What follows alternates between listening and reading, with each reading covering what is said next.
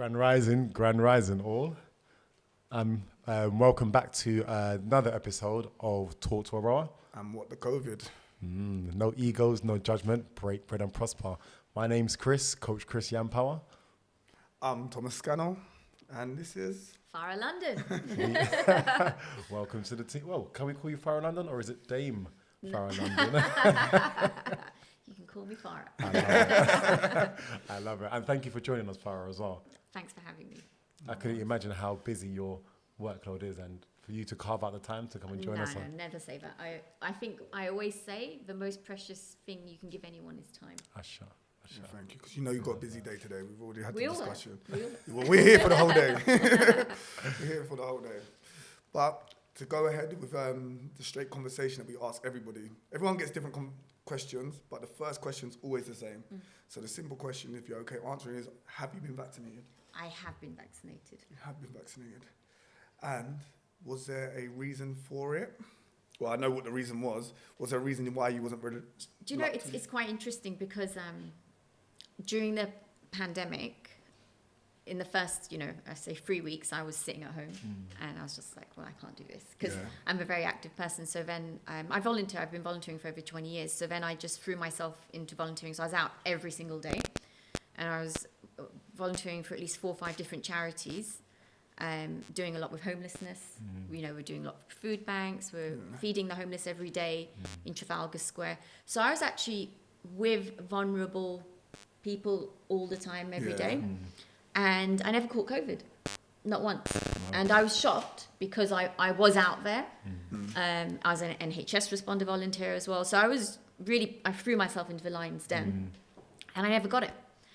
And then I did get vaccinated, and I think it was just, it was something that, it was encouraged that we should do. And, I thought, well, since I am with the vulnerable people, maybe it's something I should do to protect others, not necessarily for myself.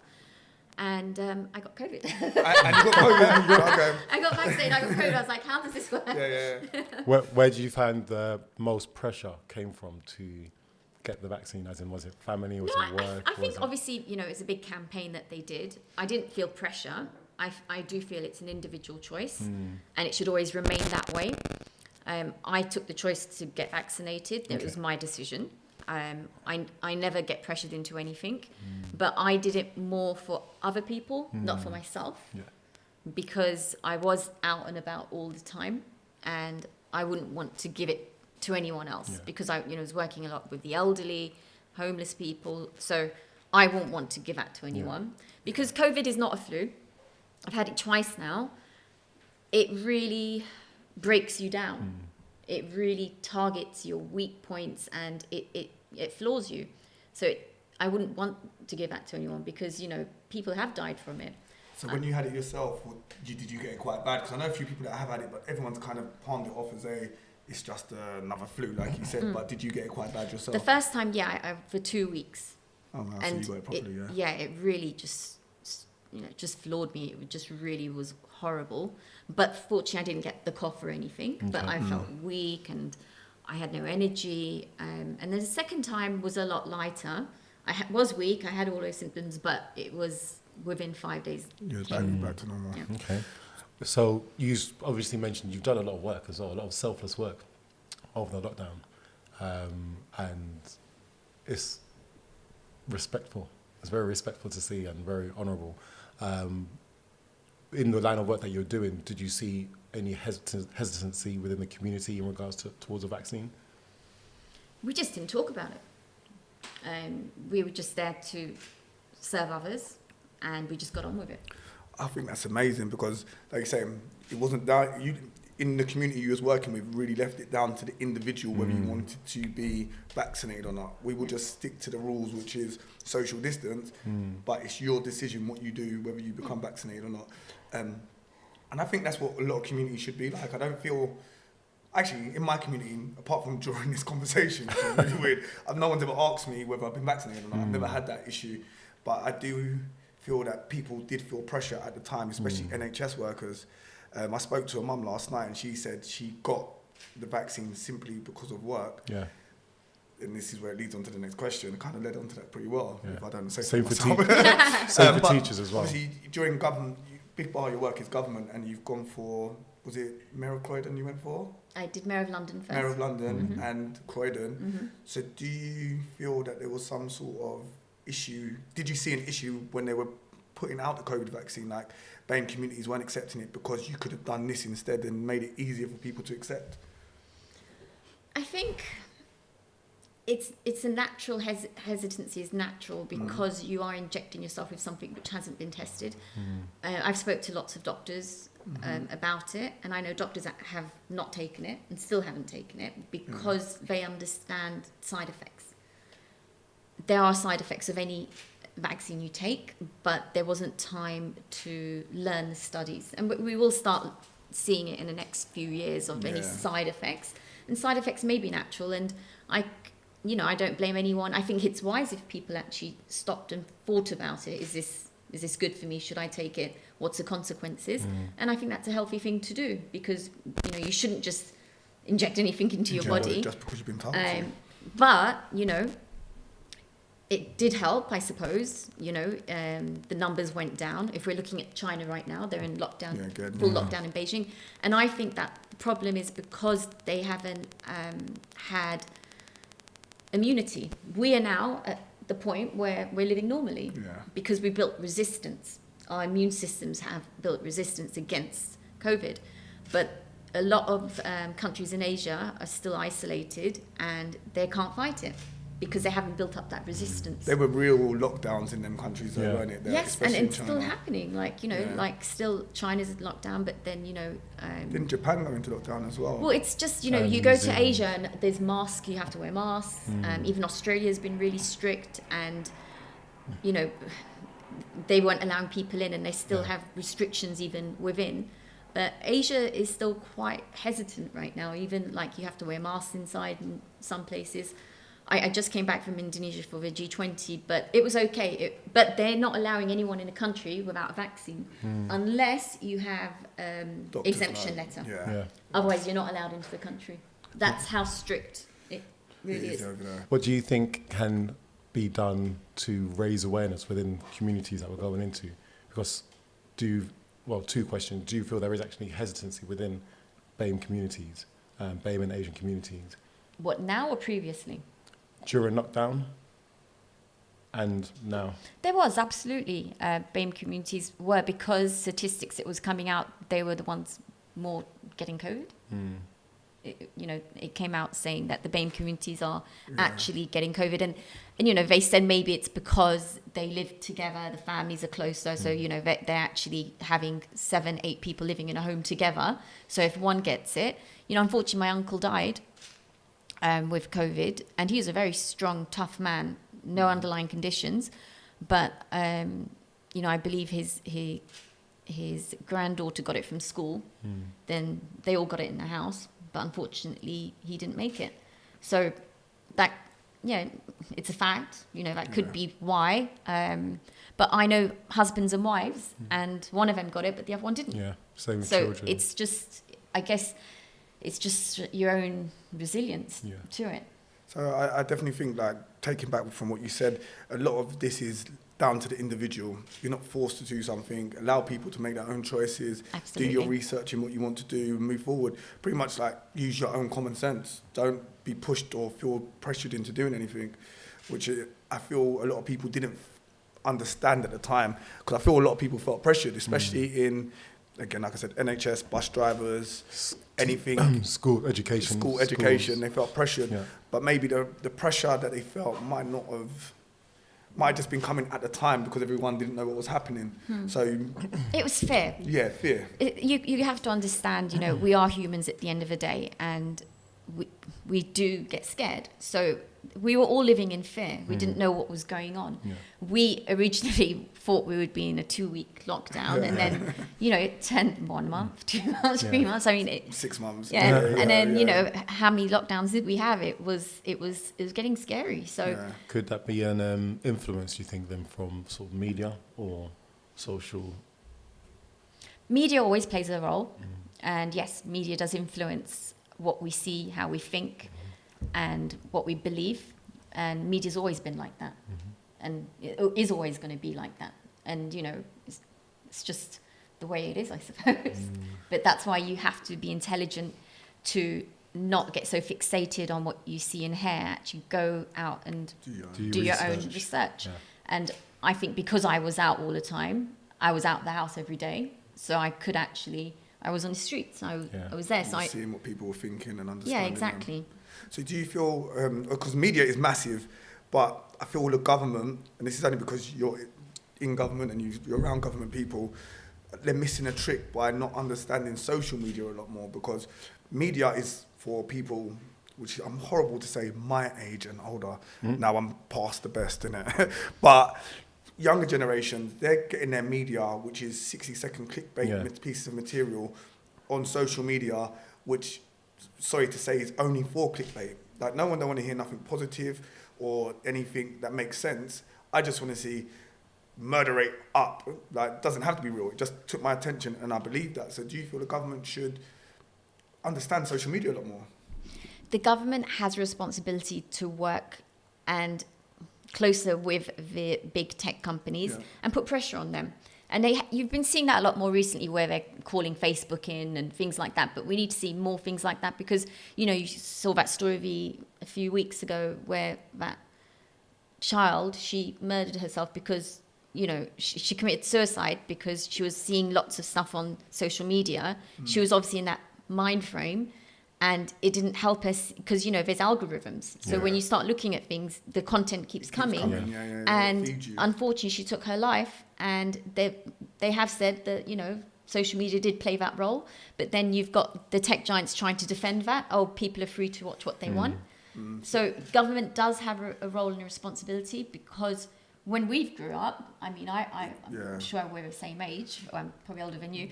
But I remember, you know, we didn't have mobiles. We didn't have the internet, and you know, it was good. It was more word of mouth. I'm going to quickly take that back, because I do like a compliment. That means you're saying I look young, because we're the same age. Are you? I'm older than you. I'm the oldest here. I'm curious who's older. Like, I think Chris is like a year or a couple months. How old are you, Chris? Probably, yeah. What year? How old are you? Are we doing this on the show? Yeah, we're doing this right now. Right now, we're doing this. It was my birthday in December. He's stuttering. No. Bro, did you see that? He's stuttering. Give us a number. 40 in December. 39. I'm 44. Wow. I'm oldest. Wow. I'm the Wow. Here we go. Okay. So back in my day. But I was young. You're absolutely right, though, because we did grow up in the era where it was red phone boxes. Yeah. And it's funny to think, I had this conversation with my children. In fact, my son asked my lady the other week, Mummy, back in your day, was everything black and white? What, the world? As in the world. As in not just TV. television. Everything The world. black and white. What do you Do you know? So we are in that day and age where everything's different, and just the idea of having to, even if you're going out and asking a girl for a number, it's writing it on paper rather than, you know. I don't think they ask for numbers no more. Ain't it just straight, did I find you on Tinder? On Tinder, you know, or swipe or something. But the access to media and exactly the access to media and the lack of restriction of what we see. But it's crazy. What I'd like to interject there is, even though we want some sort of things put in place to stop us, Chris, I know you're not going to be happy if someone puts restrictions on what you're allowed to look for. So you want it, but you don't really want it. It's a balance. You know me, everything about myself is a balance. As much as we want our children to be now able to do their own research, ask questions, even uncomfortable questions, especially in the classrooms, at the same time we want them to have a boundary and know that they're not being exposed to some information that's not for them, even at that age, and filtering. I think what was one thing that was healthy about the pandemic, mental health came up. Yes, and big time. It really raised awareness, and, you know, especially with men. Yes. Because, you know, the suicide rate with men is a lot higher. Yeah. And I think that was healthy because we didn't have these conversations before. Yeah. And it really has opened a can of worms, which is good, because a lot of people are just being proud. Yes. And now, you know, men are actually taking the time to think about how they feel. A balance there, because you're right. I do think proud, but also ashamed, because remember we've grown up in an era, and even culturally wise, where men talking about their emotions, men talking about their feelings is actually considered weak. Yeah.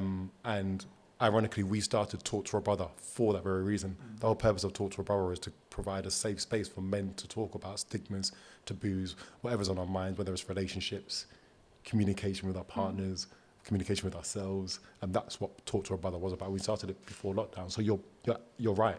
The lockdown did amplify mental health, I think, for everyone. Men, you're right, especially, but for everyone. Now everybody is talking about it, which is a good thing. And my dad's 93, and he suffered with mental health during the pandemic because he was one of the 3 million who were highly vulnerable and wasn't allowed to leave the house. Yeah. And that took a toll on him. And my dad's a very happy, active man. And to watch him suffer with mental health when he never has in his life, he's very up and go, he's very positive, and that's where I get it from him. It was heartbreaking because it really affected him. Yeah, you saw his vulnerable side. It's all interconnected with each other, and if you take away one, the other two fall down by the wayside, and it's really sad. And a lot of people, like I said, the pandemic highlighted mental health more than anything, because coming out of COVID, we're probably having more mental health issues, and more people die from suicide, depression, than we'll find out that COVID ever had really killed. Again, I say had because I know we're coming out and seeing numbers were affected because people were put down as COVID because of different measures, and they didn't really die from COVID. But we're talking 2 years. This is going to impact a generation of children as well with education. It's going to impact my generation for the next 20 years until everything's put and together. this is why the government needs to act, because there's no access to care for mental health. Problem is, if you go to your GP, what they do is drug you up. And they just give you pills, depression pills. And then they tell you to come back in 6 months. Oh, you still feel depressed? Let's up your dosage. So then you've got a highly vulnerable person that's depressed, and you're giving them pills, and they have no access to see someone. Eventually, they might get to see someone in 3 years if they haven't taken their life. And that's just, I know someone who's 21 that I was mentoring, and he needed help, and then a pandemic happened, and he committed suicide because he didn't get that help that he needed. There's a lot of pressure being put on, and this is talking as a parent, as a mentor as well, as a coach, working in schools, similar to yourself. We were running our food bank during lockdown as well, so we're literally mirroring our services. And even yesterday, I have one of my people coming onto my service as a head teacher in one of our local primary schools, and so there's so much pressure being put on parents. We're talking, you just mentioned you mentioned GPs and government who don't know what they're doing. There's parents who aren't as skilled or aren't professional, taking that burden and taking that stress. You mentioned your dad, and then families, there's, and this is who we're sort of relying on to help us, guide us like in the direction of healing. And we don't actually have answers right now. Once again, what the COVID is about. What do we do next? We've gone through the lockdown. We've survived through the lockdown. We didn't have a plan. Now we need to learn from the lockdown. And that's what it's about, learning. This is and correcting. It's good where it's unearthed lots of problems, but now the government needs to act. They need to put new measures in place where they can address the issues that have risen, and that's mental health. NHS, the nurses are striking. They've announced 3 dates next month. And, because they are underpaid. Undervalued, and that has been for a long time. You mentioned nurses. There's nurses. There's police. There's people that work in all TfL. The emergency services are underpaid. That's a fact, and that's why when I was running for Mayor of London, I said, point blank, I will be giving them a pay rise because it's just not acceptable. The emergency services are so undervalued. I would rather we take some money from our defence budget and give it to our emergency services. You answered my question. I was actually going to ask you, that's subsidising the cost from somewhere else, and you literally defence. said it as well, defence. Defence, 100%. Anyway, I'm not going to say Just so one question, and I'm conscious as well of our questions and staying on, because we go off track sometimes. If there's anything that could have been done differently, absolutely. Over lockdown, what do you think it God, could have been? You just got Do we have time? So basically, the biggest issue that we had was we didn't shut down our borders.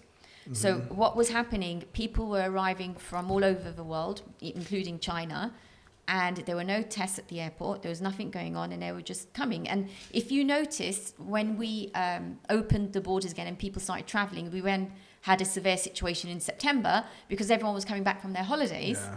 And the trend changed. So in the beginning, it was people who were living below poverty belt and all these things who were getting COVID. But then it was the middle class in September People that can afford the holidays. who Yeah. could afford the holidays. They were coming back, and then it was spreading like wildfire there. So we should have definitely put restrictions on the border. We should have put quarantine restrictions when people came in and tested. We were not testing. That was really the biggest problem that we had because people were coming and bringing COVID into the country. The other thing is the hospitality sector. They really, this 10 p.m. curfew, it's not even logical. There's no common sense. At 10 p.m. you're getting everyone together, leaving restaurants, getting in the public transport because you're closing everything. At least if there was no restriction that people would be going at different times. Yeah. So they caused mass gatherings at 10 p.m. So, and then again with the hospitality, they just really didn't do enough for the hospitality sector. It's so sad. So many businesses have had to close down. So many restaurants have Services closed down. as So well, many yeah. services have closed down. Even because mental health services. Yeah. That was a massive, Yeah. touching on mental health. There was a lot of mental Yeah. health services people were trying to contact Yeah. that couldn't get, they were overwhelmed. And I think that leads on to the next part or the next question. Sorry, do you want to finish? Well, your we were point? talking about mental health, touching on that. Like, let's talk about black cabs. I support them. I love them. And did you know that they're not allowed to if they go, say, I need help, they can lose their license. What do you mean, say you need help? If they need to go get counselling. Really? Yeah. Basically. Oh, because now they're saying they've got a mental health issue and they can't be left So alone they with don't the have individual. access to mental care because they might lose their license. And this It's a is catch-22. exactly. So, but even like it's not just their profession; there's other professions as well. So this is where we talked about the shame or the fear of losing your job, Exactly. your Yeah, income. That's a 99% male-dominated industry. So when we're talking about men's mental health and men's suicide rate, 99% of men that operate as black cabbies can't seek mental health help for fear of losing their job. Yeah, and what they should be doing is, they should be giving training to barbers, to cab drivers, so they can actually, because they're the ones that talk to people a lot. Yeah. So give them the training, then Mental health they first aid can and actually training. talk to people and help them while, they're getting a haircut. It's And, like and it's an invasive way. It's like it's the same you said. It's like a barber's going into a barber shop. The barbershop thing is now a massive platform where people go and talk and feel safe. Black cabs. I'm sure black cabbies hear more than a priest will hear. They do. So that's why train them. Give them the training and let them help others. It's great. Yeah. It's a great idea. I think the easiest way to help a community is by giving the community the tools to help itself. Absolutely. And that is the only way to help, because the more you give out The tools and the training. handouts, Tools and the training. people just stand there with their hand like this. If you teach me how to grow a garden, how to create my own food, Sustain it. if you teach me how to program and code, now I can create an online business and create. So the only way to really help men's mental health is by getting men to lead the program, to support other men. Because no offense to women, if a woman comes to me and tries to say, Thomas, you need to talk more, I'm not going to tell her to shut up, but thank you very much. Yeah. But if my brother Chris here starts, he's not going to come up to me and say, Thomas, you need to talk more. He's going to have a conversation with me, and I'm going to feel like we're in the same space. Yeah. So, maybe that's where we need to go then. The government needs to start looking at, I don't know how we got into men's mental health when we're on COVID, but... Because it's related. It's related. Interconnected. It is related. So it just changed my whole thing. I was thinking, we're meant to be talking No, about COVID. it's so related. It's so related. And because of COVID, we're aware of mental health more. So you have It's they're hand in amplified. hand. Yeah. And just wrapping up, linking to what we've been talking about as well, do you actually still think vaccinations are needed? I don't think so, because I feel we've built up resilience. And that's factual, because if you look at it, COVID's not spreading like wildfire like it is in China, for example, because the best thing the government did was just say, you know what, Get back to normal. just get back to normal. And then from that point, we really built the resilience. We did have Omicron. in December, but how quick did that die down? Yeah. It went, it was like Yeah. a day's worth of news, weren't it? Yeah, you know, it literally was, you know, for the month, but it did die down. And then since we've got back to normal, if you notice, everything's great. I think in The Guardian yesterday, I read an article and it was saying how COVID's now at its lowest in. But you know what crazy thing is? Flu's now 3 times higher than it's ever been. But that's because all flu was COVID last year, innit? Yeah. So, but yeah, as we were wrapping We up. always got flu. We did, you know, we always did As we were flus. wrapping up, thank you very much, Farah. Thank you, It's been a Farah. pleasure No, thank talking you for to your time. Farah, do you have any questions for us, actually? Yeah, actually, what are you going to do more to really make sure you make a safe space for men? What plans do you have? Because I can feel you got something, In the you know, you're pipeline. creating something, and I Cooking. feel there's something in the Cooking. pipeline. So what are you going to be doing? It's a great question because we actually run those. We're building that service as we speak. As Tom does, Tom runs at men's groups and For me personally, like I just said there, and like me and Chris talk about all the time is, I just aim to meet people where they are, man, woman, child, whoever it is. If I can meet you at where you are, then we can have a conversation. I don't try and berate people and Exactly. get them to talk. I turn up week in, week out. If you want to talk, you can talk. If not, listen to other people's conversations. Exactly. And I think that's the best way to deal with it, is not to force feed anybody, but just to allow them to feel safe because the space is there. Exactly. And you're welcome. Everyone's welcome. Exactly. And similar to Tom, Tom goes via the helping men as well. Mine is more via martial arts. So helping people start their journey of self-discovery. We've personally been on our own journeys of self-discovery, self-mastery, looking to attain inner peace. That's with our partners, with our children, with ourselves and with the community. And it's helping people along those journeys. And for whatever reason, people gravitate to us for Well, that. it's amazing what you're doing, and please don't stop. Don't stop. Keep going. Thank you. Thank you very much. Thank you. Thank you, Farah. Been a pleasure. Yeah. Signing out. Let's talk to our brother. Brought to you also by the Asian Resource Centre. We actually did Yeah, mention Asian them as well. Resource Centre, yeah. Thank you very much. Thank you, Farah. Thank you, Farah. Thanks. Bye.